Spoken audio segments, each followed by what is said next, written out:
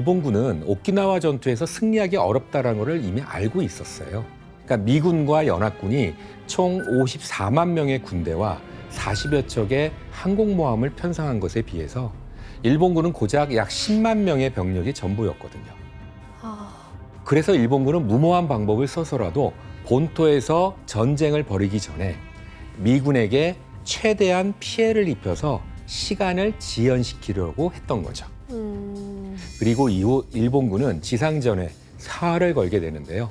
류큐 왕국의 성태였던 수리성을 중심으로 그 방어선을 구축하고 섬 내부의 험준한 요새로 미군을 이리저리 유인을 하게 되는데요. 실제 장면이죠. 예.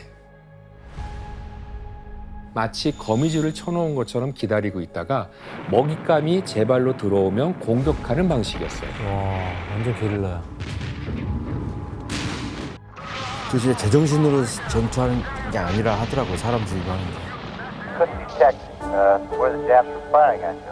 You couldn't locate them by the sound of their weapons because of the mob. The sound echoed and re-echoed. Jesus Christ! That was close.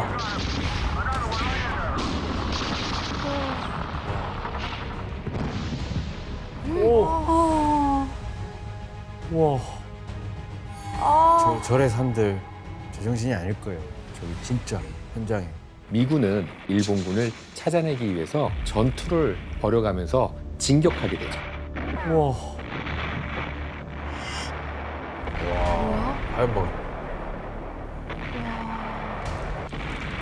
그러니까 이렇게 일본군은 미군이 방어선을 뚫을 때까지 싸우고 방어선이 뚫리면 다음 방어선으로 후퇴해서 최대한 시간을 끌었습니다. 시간 끌기. 우와. 이 때문에 미군은 약 10km를 돌파하는 데만 50일가량이 걸릴 정도였다고 해요. 그리고 이 과정에서 미군의 피해는 계속해서 이제 늘어나게 되는데요. 태평양 전쟁 중 오키나와 전투에서 미군이 가장 많이 전사하는 전투가 되기도 합니다. 하지만 시간을 끌수록 일본군의 병력만으로는 이제 미군을 상대하기 어렵던 거죠. 이에 일본군은 부족한 병력을 보충하기 위해서 오키나와에서 대규모 징집을 하기 시작합니다. 70대 노인은 물론이고 14세 이상의 학생들까지 학도병으로 활용하기 시작을 했어요. 오, 뭘 할 수 있는데 이 친구들이 도대체. 이는 오키나와 주민의 4분의 1이 죽게 되는 엄청난 비극이 시작되는 건데요. 특히 학도병들은 그동안 황민화 정책을 통해서 천황을 위해 희생하는 것은 영광스러운 일이라고 주입을 받아왔거든요. 그 결과 무기와 피로써 천황을 지키는 군대라는 뜻의 철혈근황대라고 하는 이제 명칭으로 전쟁에 대거 동원되기 시작을 합니다. 아, 진짜. 이때 미군의 강력한 전차에 맞설 무기가 없었던 일본군은 오키나와 학도병들에게 특별한 임무를 맡기게 되는데요. 오키나와 학도병들이 전차를 폭파시키기 위한 방법으로 직접 폭탄을 안고 전차 아래로 뛰어들도록 한 거였습니다. 너무 잔인하죠. 그러니까 일본군은 오키나와 학도병들의 목숨보다 폭탄이 헛되이 사용되는 것을 더욱 경계했다고 합니다. 그래서 전차를 폭파시키는 확실한 방법으로 학도병들의 희생을 이제 강요했던 거였죠. 제정신이야? 일본군은 오키나와 학도병들을 앞세워서 총알바지로 사용했는데요. 학도병 손에 수류탄 2개를 쥐어주고는 하나는 적을 향해 던지고 하나는 자결하라고 명령했어요. 너무 악랄한데요? 그러니까요. 그런데 오키나와 주민들이 전쟁의 희생양으로 내몰려야 했던 건 이뿐만이 아니었습니다. 남자들뿐만 아니라 여자들 또한 전쟁에 동원되었던 거죠. 특히 오키나와 여학생들의 경우 일본군의 간호부대로 징집돼서 큰 희생을 치러야 했었는데요. 바로 그 대표적인 사례가 히메유리 학도대였습니다. 뭐지? 히메유리 학도대는 교사 18명과 15세 이상의 여학생 222명으로 구성되었었는데요. 이들은 전쟁의 최전선에 있는 지하 방공호에서 부상병을 돌보고 수술을 돕는 역할을 했었습니다. 당시 상황을 알 수 있는 히메유리 학도대의 증언이 남아있는데요. 혜성 씨가 한번 읽어봐 주실래요? 동굴 안은 항상 역겨운 냄새로 가득 찼습니다. 군인들의 비명 소리가 아직도 들려옵니다. 洞窟には怪我をした兵隊が次々と運び込まれてきました。洞窟の中で手術も行われました。切断した血まみれの手や足を外に捨てに行くのも私たちの役目でした。患者が増えて治療が追いつかなくなると、傷口にウジ虫が湧き始めました。重症の患者たちは取り残されました。残された患者に毒入りのミルクを飲ませたということがあったそうです。 와. 치료도 안 됐네요, 솔직히. 그렇죠. 물자도 많이 부족했으니까. 중상은 그냥 죽이네요. 그러니까 평범한 어린 여학생이었던 이들은 하루아침에 전쟁터에 끌려가서 전쟁의 참혹한 광경을 그대로 마주해야 했던 거였죠. 그런데 더욱 충격적인 건 일본군들이 이들을 지켜주지 않았다는 점입니다. 히메유리 학도대는 방공호가 폭격을 받을 때면 옆에서 친구들이 사지가 찢겨나가는 모습을 그대로 바라만 보고 있어야 했었고요. 또한 전세가 기울자 일본군은 이들을 전쟁터에 그대로 내버려 둔 채 떠나버리기까지 합니다. 아, 말도 안 돼. 이 때문에 어린 학생에 불과했던 히메유리 학도대는 총알이 빗발치는 전쟁터에서 스스로 살아남아야만 했어요. 이 과정에서 많은 학생들이 미군의 폭격과 총격에 희생당했고 절망 속에서 자결을 선택하게 됩니다.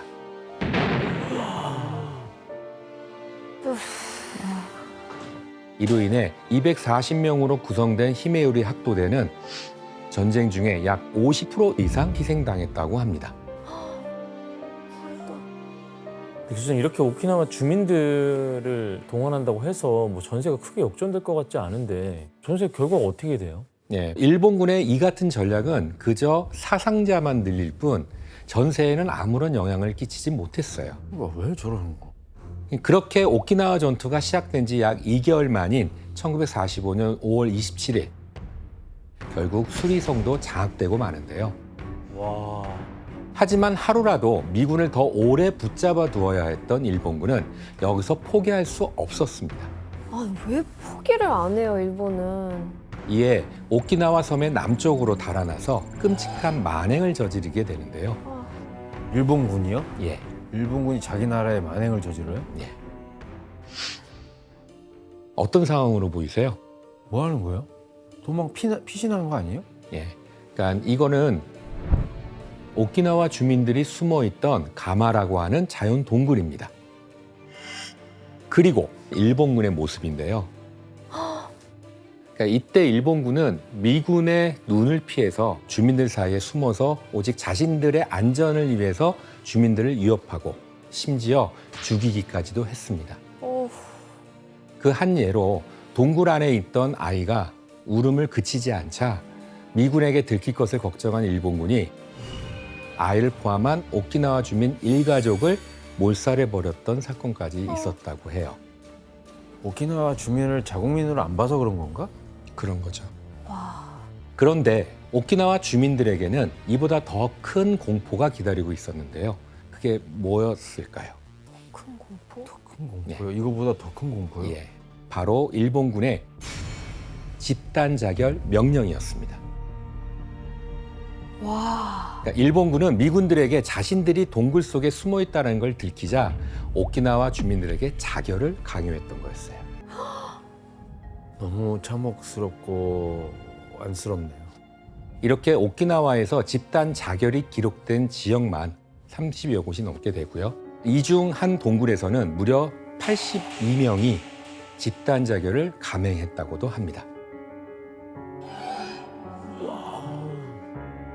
아, 진짜 못 보겠다. 미군이 봤을 때 얼마나 무서울까, 이 사람들. 그러니까요. 그렇죠. 제정신이 아닌 사람. 와, 이게 누굴 위한 전쟁이지? 지금도 몇몇 동굴에서는 계속 유골이 발견되고 있어요. 네, 그거는 전쟁 후에 제대로 유골을 수습하지 않았다는 거죠. 그래서 지금도 오키나와 시민단체가 희생자들을 기리기 위해서 유골 수습 작업을 하고 있어요. 아직도 공사 같은 거 하다 보면은 유골이 나온다고 해요. 지금도 아직까지 나온다고요? 와. 그렇다면 대체 왜 오키나와 주민들은 일본군의 명령대로 죽음을 선택했던 것일까요? 미군의 손에 끌려가면 더 심하게 잔인하게 죽는다고 생각한 그렇죠. 거예요. 그렇게 세뇌를 당한 거죠. 그러니까 그건 일본군이 오키나와 주민들을 철저하게 세뇌했기 때문이었습니다. 또한 살아서 포로의 굴욕을 당하지 말라라고 하는 이 전진훈이라고 하는 군대의 명령을 주입하기도 했던 것이었죠. 전진훈은 전장에서 지켜야 할 도덕과 마음의 자세라는 뜻으로 당시 육군 대신이었던 도조 히데키라는 사람이 공표한 주장이었는데요. 즉 항복은 곧 죽어서도 오명이라고 하는 뜻이었습니다. 그게 무슨 말도 안 되는 주장이에요. 이런 쇠뇌 때문에 오키나와 주민들은 살아서 포로가 된다는 건 죽음보다 더 큰 공포였던 거죠. 오, 너무 안 됐어. 그러니까. 예. 이렇게 83일간 이어진 오키나와 전투는 1945년 6월 23일 수많은 사람들이 목숨을 잃은 끝에야 종결되게 됩니다. 당시 전투에선 오키나와 출신 군인 약 3만 명과 민간인 약 9만 4천 명이 희생을 당하게 됩니다. 군인보다 약 3배나 많은 수의 민간인이 목숨을 잃은 거죠. 아, 민간인 피해가 더 컸구나.